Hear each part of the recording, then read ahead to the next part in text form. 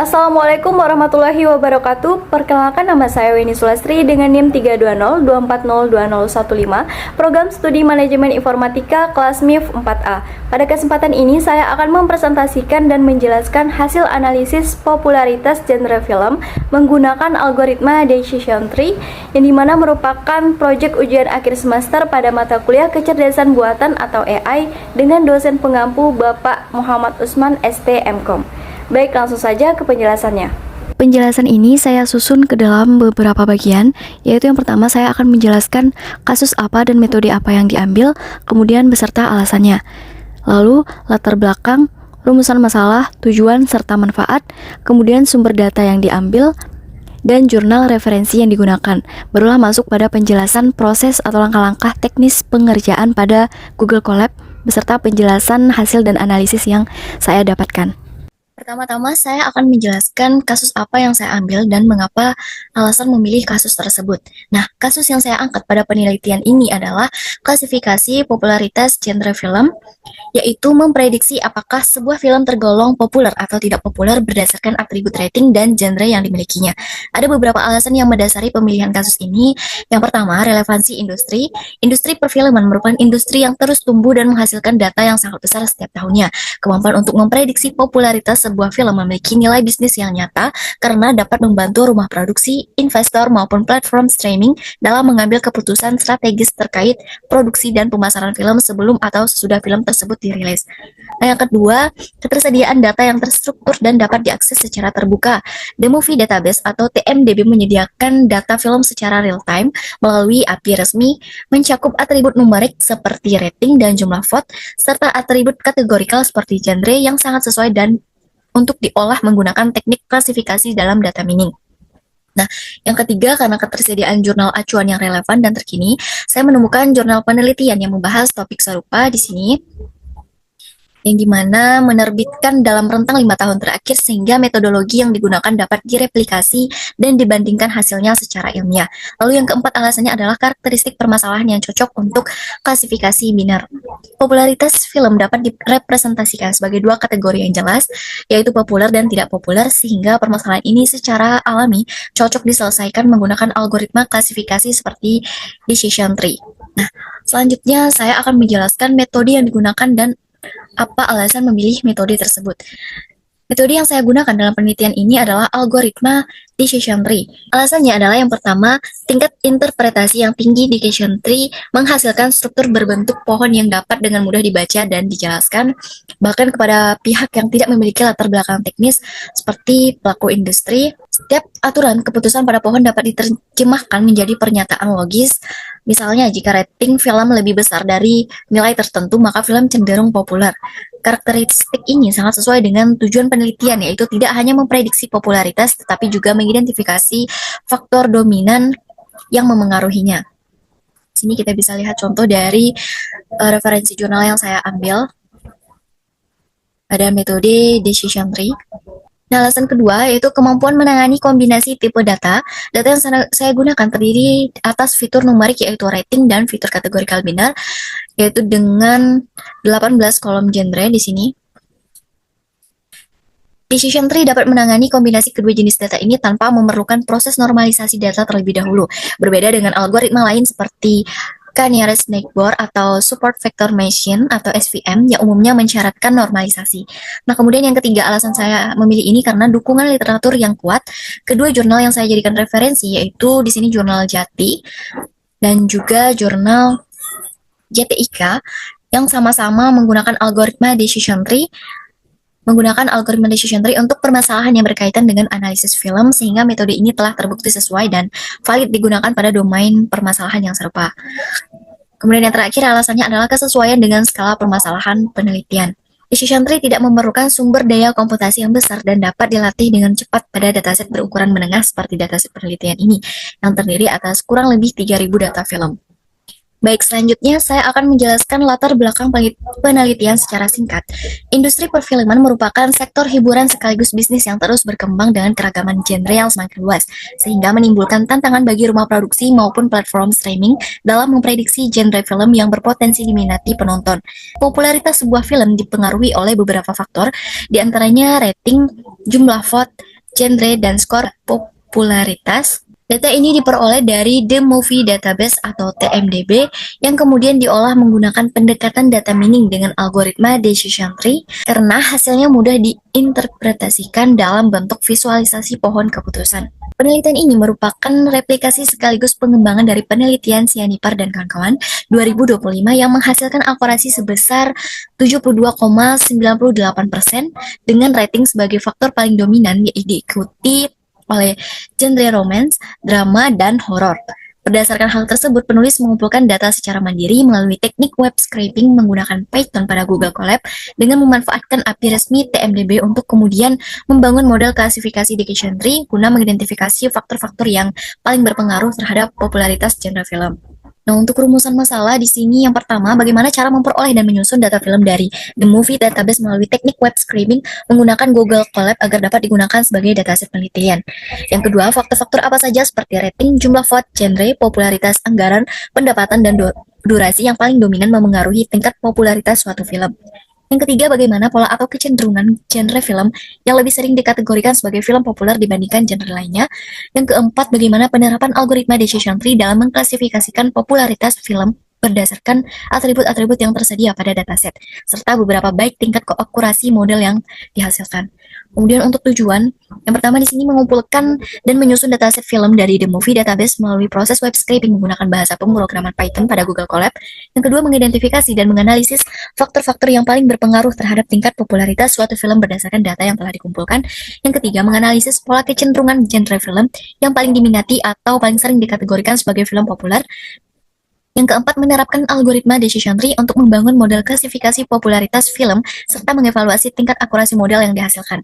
Nah, kemudian untuk manfaatnya, di sini ada manfaat teoritis dan manfaat praktis. Secara teoritis, penelitian ini menambah referensi dan wawasan keilmuan di bidang data mining, khususnya dalam penerapan algoritma decision tree untuk kasus klasifikasi popularitas film, serta dapat menjadi bahan replikasi dan pembanding bagi penelitian sejenis yang menggunakan data dari TMDB maupun sumber lainnya. Kemudian secara manfaat praktis bagi penulis, penelitian ini menjadi sarana untuk menerapkan dan memperdalam pemahaman mengenai proses data mining secara utuh, mulai dari pengumpulan data, pre-processing, hingga pemodelan klasifikasi. Bagi industri perfilman, hasil analisis pola popularitas genre film dapat menjadi bahan pertimbangan dalam menyusun strategi produksi dan pemasaran yang lebih efektif. Dan bagi sivitas akademika, penelitian ini dapat menjadi rujukan atau studi kasus tambahan dalam mata kuliah yang berkaitan dengan kecerdasan buatan dan data mining. Selanjutnya saya akan menjelaskan sumber data penelitian yang saya dapatkan. Data yang digunakan pada penelitian ini bersumber dari The Movie Database atau TMDB yang diakses secara langsung melalui API resmi TMDB menggunakan bahasa pemrograman Python. Proses pengumpulan data dilakukan secara mandiri melalui tahapan sebagai berikut ini. Yang pertama, saya melakukan pendaftaran akun developer pada situs resmi TMDB. Lalu yang kedua, memperoleh API key resmi untuk mengakses layanan API TMDB. Lalu yang ketiga, menjalankan skrip-skrip Python yang memanggil endpoint discover atau movie untuk mengambil daftar film beserta atribut ringkas. Kemudian endpoint movie detail untuk melengkapi atribut tambahan seperti anggaran, pendapatan, dan durasi. Nah, inilah skrip yang saya jalankan pada pemrograman Python. Dan ini outputnya. Nah, kemudian data yang berhasil dikumpulkan mencakup 3.000 film dengan rentang tahun rilis 2015 hingga 2026. Jumlah atribut di sini ada 12. Rentang tahun ini merupakan bentuk pembaruan atau novelty dibandingkan jurnal acuan utama yang menggunakan data dengan rentang tahun 2015 hingga 2024. Dengan demikian, penelitian ini menghadirkan data yang lebih baru, sekitar 1 hingga 2 tahun sambil tetap mereplikasi metodologi inti dari jurnal referensi. Nah, perlu saya sampaikan bahwa data TMDB bersifat dinamis karena nilai rating dan jumlah vote dapat berubah dari waktu ke waktu seiring bertambahnya interaksi pengguna. Oleh karena itu, data pada penelitian ini merupakan cuplikan atau snapshot data pada saat proses pengambilan data dilakukan. Kemudian selanjutnya saya akan menjelaskan 2 jurnal referensi yang saya ambil. Penelitian ini merujuk pada 2 jurnal ilmiah yang keduanya diterbitkan dalam rentang 5 tahun terakhir, yaitu tahun 2023 dan 2025.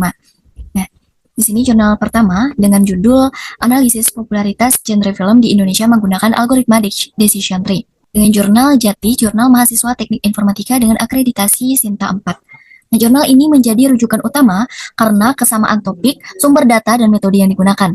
Secara ringkas, penelitian pada jurnal ini menggunakan data dari TMDB sebanyak 3.000 film dengan rentang tahun 2015 hingga 2024. Kemudian dilakukan tahap pembersihan data, transformasi genre menjadi fitur binar, kemudian penyeimbangan data kelas menggunakan SMOT, dan klasifikasi menggunakan decision tree.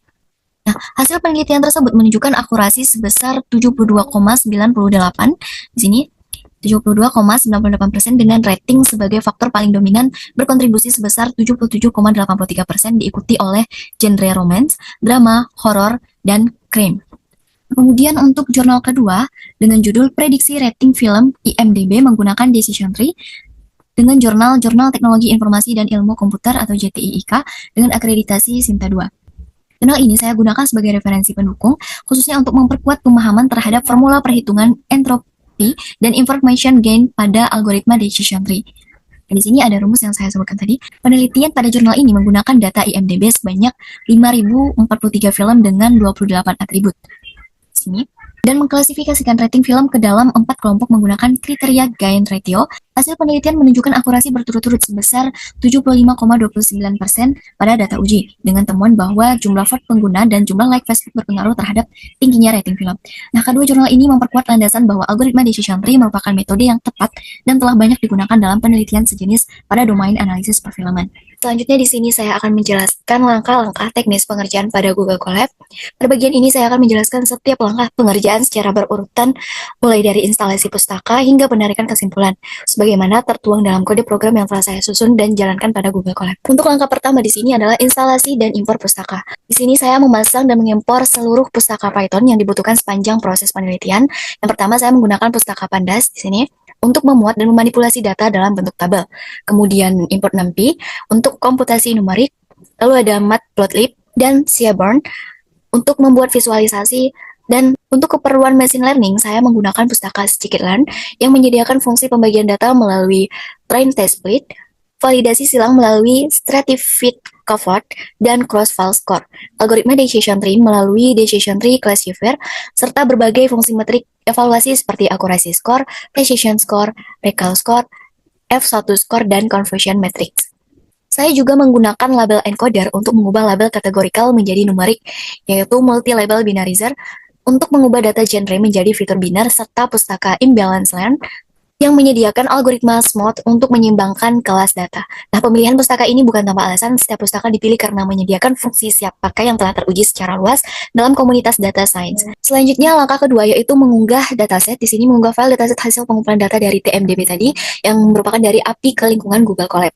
Pada langkah ini, saya menggunakan modul Google Colab Files untuk menampilkan dialog unggah berkas, kemudian mengunggah dataset hasil pengumpulan data TMDB dalam format Excel, yaitu berkas TMDB Movies 2015-2026. Selanjutnya untuk langkah ketiga yaitu memuat data ke dalam struktur data frame dan melakukan inspeksi awal untuk memastikan data telah terbaca dengan benar. Setelah data berhasil diunggah, saya memuat data ke dalam struktur data frame menggunakan Pandas Red Excel yang kemudian melakukan inspeksi awal terhadap data. Nah, berdasarkan hasil inspeksi, dataset yang saya muat berjumlah 3.000 baris data film dengan 12 kolom atribut. Saya memeriksa tipe data setiap kolom untuk memastikan kolom numerik seperti rating, vote count, pendapatan, anggaran, durasi, dan popularitas telah terbaca dengan benar sebagai tipe data angka bukan teks. Nah, pengecekan ini penting karena kesalahan tipe data pada tahap awal dapat menyebabkan kegagalan pada tahap pemodelan di kemudian hari. Dari statistik deskriptif yang ditampilkan di sini dapat dilihat bahwa nilai rating pada dataset berkisar antara 0 hingga 10.000 dengan rata-rata sebesar 5,25. Nah, sedangkan vote count di sini memiliki rentang yang sangat lebar dari 0 hingga 32.890 yang mengindikasikan adanya variasi besar antara film dengan sedikit penonton dan film yang sangat populer. Selanjutnya di sini langkah keempat yaitu membersihkan data dari duplikat, nilai hilang, dan atribut tidak valid. Langkah keempat merupakan tahapan pembersihan data yang dimana terdapat 4 proses pembersihan yang saya lakukan secara berurutan. Yang pertama, penghapusan data duplikat berdasarkan kolom movie ID. Di sini hasil jumlah data duplikat yang dihapus adalah 0. Kemudian yang kedua, untuk penanganan genre, di mana penanganan nilai kosong pada kolom genre ditemukan 71 kolom kosong, sehingga baris tersebut saya hapus karena informasi genre merupakan fitur utama yang tidak dapat digantikan dengan nilai perkiraan tanpa mengubah makna data. Nah, kemudian di sini kolom ulasan memang memiliki nilai kosong yang jauh lebih banyak, yaitu 2412 dari 3000 data.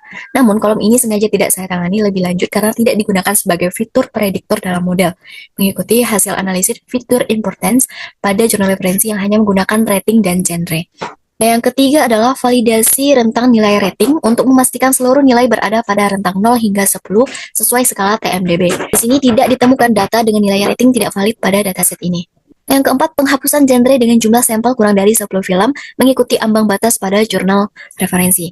Nah, berdasarkan hasil perhitungan frekuensi, seluruh 18 kategori genre dalam data memiliki jumlah sampel di atas 10 film, dengan genre terbanyak adalah drama dengan jumlah 1222 film dan genre paling sedikit adalah barat dengan nilai sejumlah 23 film, sehingga tidak ada genre yang perlu dihapus pada tahap ini. Pada keseluruhan pada proses pembersihan data mengurangi jumlah data yaitu dari 3000 menjadi 2929 film. Ini sepenuhnya disebabkan oleh data dengan genre yang kosong. Di sini pengurangan data ini merupakan bagian normal karena proses data cleaning dan sejalan dengan metodologi jurnal sebelumnya yang juga melaporkan pengurangan data akibat proses serupa yang dimana dari 3000 menjadi 2162 film setelah tahap pre-processing. Selanjutnya langkah kelima yaitu mengubah data genre menjadi fitur biner one hot encoding multi-label yang mengikuti metodologi bagian referensi jurnal. Pada langkah ini saya mengubah kolom genre yang berupa teks dengan kemungkinan lebih dari satu genre per film menjadi format fitur biner menggunakan multi-label binarizer di sini. Pendekatan ini diperlukan karena algoritma decision tree hanya dapat memproses input berupa angka, sementara satu film dapat memiliki lebih dari satu genre sekaligus, sehingga teknik one hot encoding standar tidak memadai untuk kasus ini. Nah, untuk hasil transformasi menghasilkan 18 kolom genre biner baru, yaitu aksi, animasi, barat, cerita fiksi, cerita seru, dokumenter, drama, fantasi, film TV, kejahatan, keluarga, kengerian, komedi, misteri, musik, percintaan, petualangan, sejarah, dan lain sebagainya. Selanjutnya pada langkah ke-6 yaitu menyiapkan variabel target atau label untuk klasifikasi. Pada langkah ini saya menyiapkan kolom target klasifikasi yaitu kolom label popularitas yang berisi kategori populer dan tidak populer.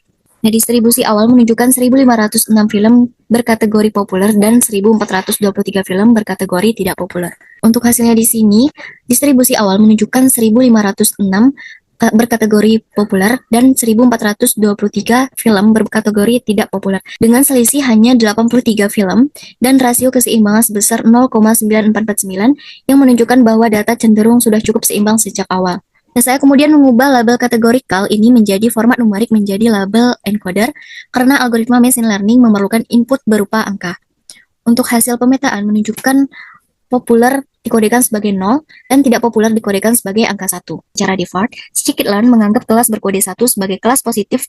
Oleh karena tujuan penelitian ini adalah mengidentifikasi film populer, saya secara eksplisit menetapkan kelas populer yaitu kode 0 dan kelas positif pada seluruh perhitungan metrik evaluasi.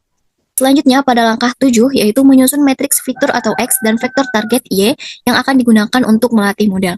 Pada langkah ini saya menyusun matriks fitur yang diberi notasi X dan vektor target yang diberi notasi Y. Fitur yang saya gunakan terdiri atas kolom rating dan 18 kolom genre biner. Sehingga total terdapat 19 fitur ini. Pemilihan fitur ini mengikuti hasil analisis fitur importance pada referensi sebelumnya yang menunjukkan bahwa hanya rating dan genre yang benar-benar berkontribusi terhadap hasil klasifikasi. Sehingga kolom lain seperti judul, tahun, dan movie ID sengaja tidak digunakan sebagai fitur karena bersifat identitas yang tidak relevan secara langsung terhadap popularitas. Nah, di sini hasil akhir menunjukkan matriks fitur berdimensi 2,929 baris dan 19 kolom yang menjadi input langsung bagi algoritma decision tree pada tahap permodelan. Selanjutnya langkah ke-8 yaitu membagi dataset menjadi data latih dan data uji. Pada langkah ini saya membagi dataset menjadi data latih dan data uji menggunakan train test split dengan proporsi 80% data latih dan 20% data uji. Sini saya menggunakan parameter stratifi untuk memastikan proporsi kelas populer dan tidak populer pada kedua subset data tetap sebanding dengan proporsi pada keseluruhan data. Nah, sehingga evaluasi model nantinya tidak bias akibat perbedaan distribusi kelas. Sini juga saya menetapkan random state bernilai tetap agar hasil pembagian data dapat direproduksi secara konsisten setiap kali kode dijalankan ulang. Nah, untuk hasil pembagiannya di sini menunjukkan 2343 film sebagai data latih dan 586 film sebagai data uji. Pada data latih, terdapat 1200 film populer dan 1130 38 tidak populer. Nah, sedangkan untuk kelas pada data uji, di sini terdapat 301 film populer dan 285 film tidak populer. Nah, selanjutnya adalah langkah 9, yaitu menyeimbangkan distribusi kelas pada data latih menggunakan SMOD. Pada langkah ini saya menerapkan teknik Synthetic Minority Oversampling, teknik Q, atau SMOD, untuk menyeimbangkan distribusi kelas pada data latih. SMOD hanya saya terapkan pada data latih, bukan pada data uji maupun keseluruhan dataset sebelum pembagian data. Hal ini dilakukan untuk mencegah kebocoran data atau data leakage, yaitu kondisi di mana data sintesis yang terbentuk dari sebagian data uji secara tidak sengaja ikut memengaruhi proses pelatihan model yang akan menyebabkan estimasi akurasi menjadi terlalu optimis dan tidak mencerminkan kondisi nyata. Di sini SMOD bekerja dengan mencari titik-titik tetangga terdekat dari sampel kelas minoritas, kemudian membentuk data sintesis baru melalui interpolasi di antara titik-titik tersebut. Di sini hasil pada penelitian ini, SMOD menambahkan 67 data sintesis pada kelas minoritas, yaitu kelas tidak populer, sehingga jumlah data latih meningkat dari 2.343 menjadi 2.410 film. Dengan distribusi kedua kelas kini seimbang sempurna, yaitu 1.205 data untuk masing-masing kelas. Langkah selanjutnya untuk langkah 10, yaitu menerapkan validasi silang cohort untuk menguji kestabilan performa model sebelum dilatih secara final. Nah, pada langkah ini saya menerapkan validasi silang cohort dengan nilai K sama dengan 5 menggunakan stratified cohort agar proporsi kelas tetap terjaga pada setiap lipatan data. Teknik ini bekerja dengan membagi data latih menjadi 5 bagian berukuran sama, model dilatih dan diuji sebanyak 5 kali, di mana pada setiap iterasi satu bagian digunakan sebagai data validasi dan sisanya sebagai data latih, sehingga setiap bagian data pernah menjadi data validasi tepat 1 kali. Tujuan dari teknik ini adalah untuk menguji kestabilan performa model pada berbagai skema pembagian data sebelum model dilatih secara final. Nah, untuk hasil validasi silang menunjukkan skor akurasi pada masing-masing lipatan sebesar 0,8693, untuk Ford 2 0,8631, untuk Ford 3 0,8423, untuk Ford 4 0,8651, dan untuk Ford 5 adalah 0,8693 dengan rata-rata akurasi sebesar 0,8618 dan standar deviasi akurasi cohort 0,0100. Standar deviasi yang kecil ini yaitu di bawah 0,02 mengindikasikan bahwa performa model bersifat sangat stabil pada berbagai pembagian data latih yang berbeda, sehingga risiko overfitting terhadap satu skema pembagian data tertentu relatif rendah. Selanjutnya adalah langkah 11, yaitu membangun model decision tree final menggunakan seluruh data latih yang telah diseimbangkan. Sebelum menjelaskan hasilnya, saya akan menjelaskan terlebih dahulu dasar matematis yang digunakan algoritma ini dalam membentuk pohon keputusan. Di sini terdapat formula dasar algoritma decision tree. Untuk formula entropi yang digunakan untuk mengukur tingkat ketidakpastian suatu himpunan data dirumuskan sebagai H dalam kurung S sama dengan min sum dalam kurung P subscribe I kali log 2 dari P subscribe I. Sebagai contoh perhitungan menggunakan data penelitian ini, pada data latih setelah SMOD, distribusi kelas menjadi seimbang sempurna, yaitu 1.205 data populer dan 1.205 data tidak populer. Proporsi masing-masing kelas adalah P1 sama dengan P2 sama dengan 0,5. Maka nilai entropi dihitung sebagai negatif dari 0,5 dikalikan log basis 2 dari 0,5 dikali log basis 2 dari 0,5 yang menghasilkan nilai entropi sebesar 1,0, yaitu nilai maksimum. Nilai ini menunjukkan bahwa sebelum dilakukan pemisahan atau splitting, tingkat ketidakpastian data berada pada titik tertinggi karena kedua kelas memiliki proporsi yang sama besar. Selanjutnya pada formula Gini Index, sebagai kriteria alternatif yang digunakan oleh scikit-learn secara default dan yang saya gunakan pada model ini, dirumuskan sebagai Gini dalam kurung S sama dengan 1 min sum P subscript I kuadrat. Menggunakan data yang sama, yaitu proporsi 0,5 dan 0,5. Maka Gini indeks dihitung sebagai 1 dikurangi 0,5 kuadrat ditambah 0,5 kuadrat yang menghasilkan Gini indeks sebesar 0,5. Algoritma decision tree kemudian akan mencari atribut dan titik pemisah yang menghasilkan penurunan nilai Gini indeks paling besar setelah dilakukan pemisahan data dan memilih atribut tersebut sebagai simpul pemisah. Selanjutnya pada formula information gain yang digunakan untuk mengukur seberapa besar pengurangan entropi setelah dilakukan pemisahan data berdasarkan suatu atribut dirumuskan sebagai berikut, yaitu IG dalam kurung S, A sama dengan H dalam kurung S min sum dari S subscript V dibagi S dikali H dari S subscript V. Semakin tinggi nilai information gain suatu atribut, semakin besar kemampuan atribut tersebut dalam mengurangi ketidakpastian data, sehingga atribut tersebut akan dipilih sebagai simpul pemisah pada tingkat pohon tertentu. Pada model yang saya bangun, saya menetapkan parameter kriterion sama dengan gini, max depth sama dengan 8, dan min sample sleeve sama dengan 10.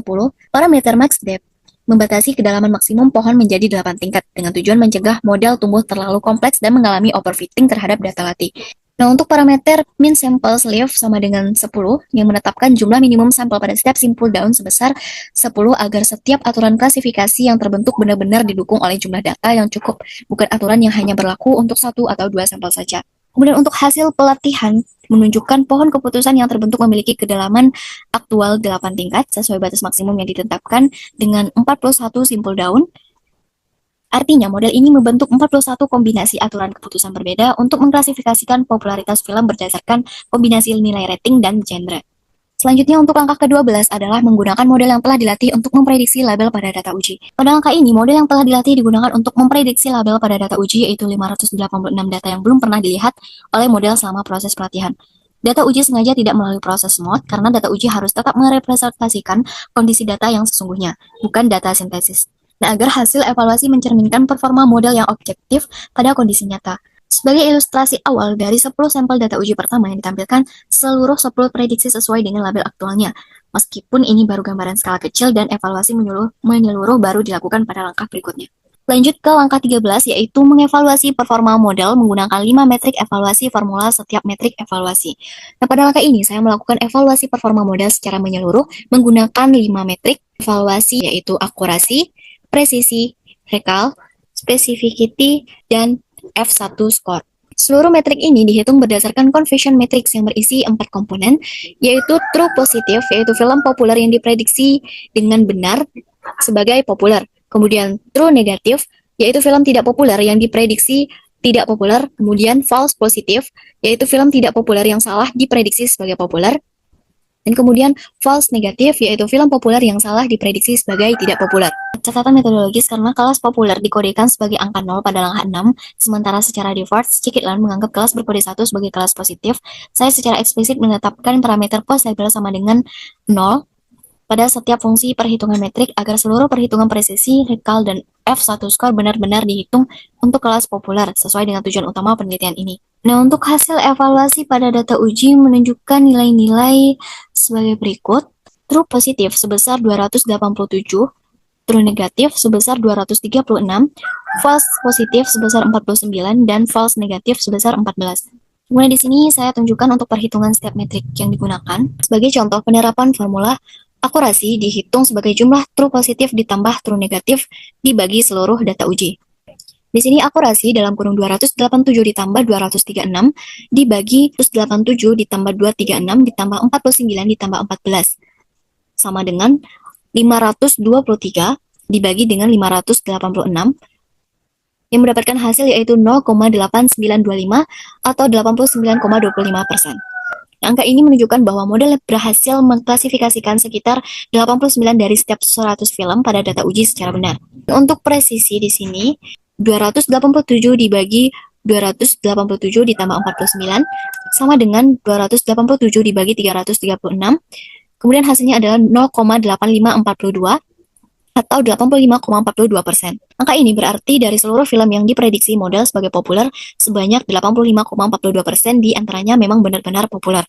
Recall atau sensitivity dihitung sebagai true positif dibagi jumlah true positif dan false negatif. Recall sama dengan 287 dibagi 287 ditambah 14 sama dengan 287 dibagi 301 dan hasilnya adalah 0,9535 atau 95,35%.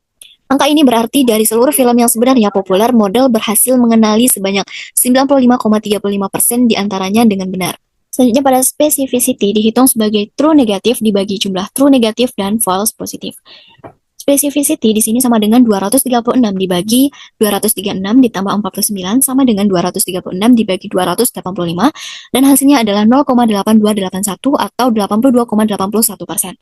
Angka ini berarti dari seluruh film yang sebenarnya tidak populer, model berhasil mengenali sebanyak 82,81% diantaranya dengan benar. Nah, untuk yang terakhir adalah F1 score sama dengan dihitung sebagai 2 kali hasil kali presisi dan recall dibagi jumlah presisi dan recall. Yaitu di sini F1 score sama dengan 2 dikali 0,8542 dikali 0,9535 dibagi 0,8542 dan ditambah 0,9535. Maka hasilnya adalah 2 dikali 0,8145 dibagi 1,8077 sama dengan 0,9011 atau 90,11%. Nilai F1 skor sebesar 90,11% ini menunjukkan keseimbangan yang sangat baik antara presisi dan recall model dalam mengidentifikasi film populer. Nah, untuk interpretasi hasil dapat dilihat bahwa nilai recall sebesar 95,35% lebih tinggi dibandingkan dengan presisi yaitu 85,42%. Hal ini menunjukkan bahwa model berhasil menangkap hampir seluruh film yang benar-benar populer, namun sesekali juga salah menandai film yang sebenarnya tidak populer sebagai populer, yang tercermin dari 49 kasus false positif. Meskipun demikian, tingkat kesalahan ini masih tergolong wajar dan secara keseluruhan performa model sangat baik dengan tingkat akurasi mendekati 90%. Selanjutnya pada langkah 14 yaitu menganalisis dan memvisualisasikan tingkat kepentingan setiap fitur terhadap hasil klasifikasi model. Pada langkah ini saya menganalisis tingkat kepentingan setiap fitur terhadap hasil klasifikasi menggunakan atribut feature importance yang tersedia secara bawaan pada decision tree. Kemudian untuk hasil analisis menunjukkan bahwa fitur rating merupakan faktor paling dominan dengan tingkat kepentingan sebesar 95,85%. Jauh lebih tinggi dibandingkan fitur berikutnya. Ini ada petualangan atau adventure yang hanya berkontribusi sebesar 1,49%. Fitur-fitur lain seperti drama berkontribusi 0,83%, percintaan 0,55%, cerita fiksi 0,49%, dan cerita seru 0,47%.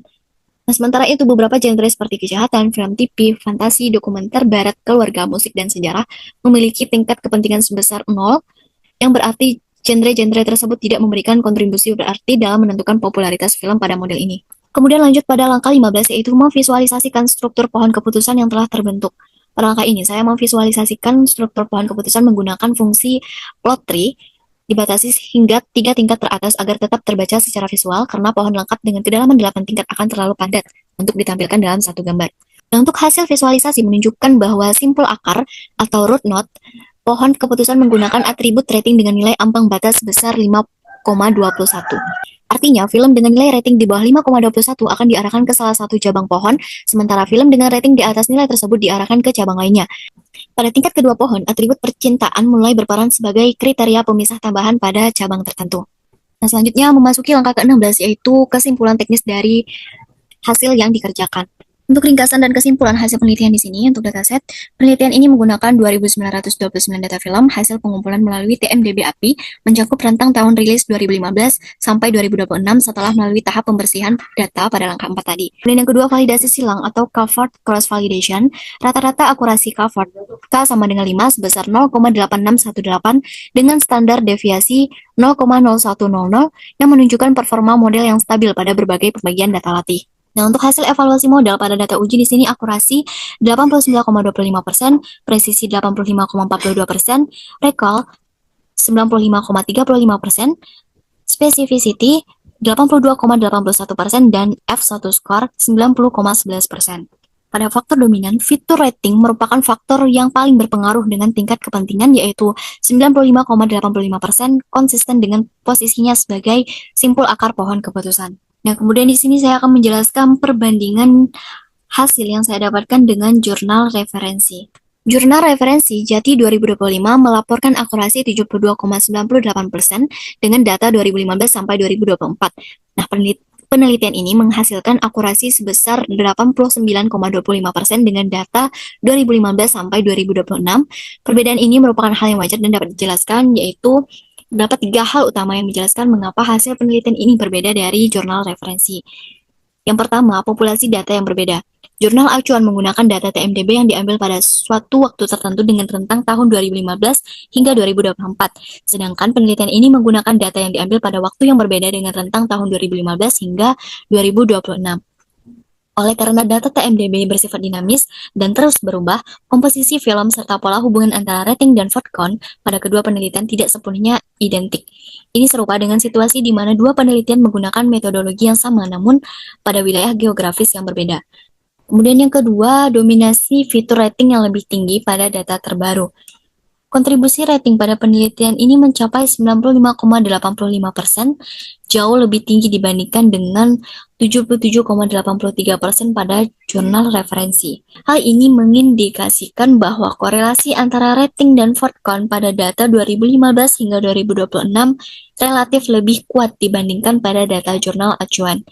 Mengingat label populer dan tidak populer pada kedua penelitian sama-sama dibentuk berdasarkan nilai median vote count.